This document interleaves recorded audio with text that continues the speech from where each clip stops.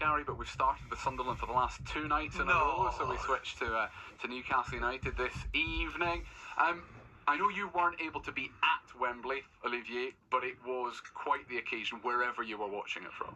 To be fair, I didn't expect that sort of result, and just the way we played as well on the night, on the day, was just magnificent.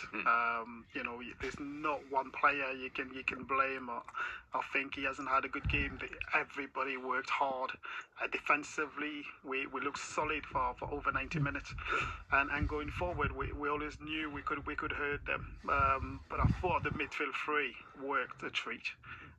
You know, the amount of pressure, winning tackles, and running in behind that really kind of shocked the back line from Liverpool. So no, it was a great afternoon. If you're a Newcastle fan, great to watch. Yeah, because there's an argument that Liverpool didn't play particularly well, but a lot of that is Newcastle's credit. I think Liverpool, to be fair, for the past 10, 15 days since the PSG game, lost a bit momentum and belief.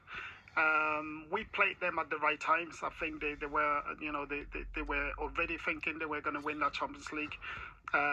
Once they end up playing PSG, and PSG show them, you know, real football. And so Newcastle, you know, they got bullied. You know, within 10 days, 3 times in a row. It's hard to take for a club that big as Liverpool, but totally deserved for Newcastle. Much to Gary Bennett's chagrin, the celebrations continue, Matthew Raisbeck. Yes, well, I just wanted to ask Ollie before we moved on, because you mentioned the midfield three, but what about the 2 fullbacks? Because I thought Kieran Trippier was immense, and Tino Livramento out of position at left back. Fantastic as well, obviously up against Mo Salah, and then had a hand in Newcastle's winning goal. He was brilliant too. I think when you talk about Livramento, you know, everybody put a question mark on him before the game, and the way he performed on the day was excellent. You know, he's, you know, on his left foot, a couple of tricky incidents, but overall he managed to keep the winger quiet, which is, you know, it's a big statement. Yeah, it's a big statement when the winger in question is Mo Salah. I mean, that's exactly.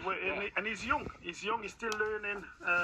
You know, but he showed real character with that performance. So you know, looking forward to see a bit more.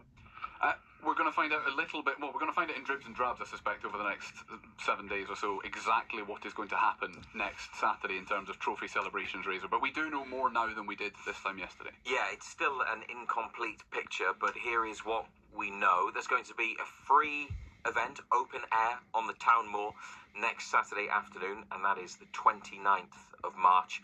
The gates will open at 1:30, and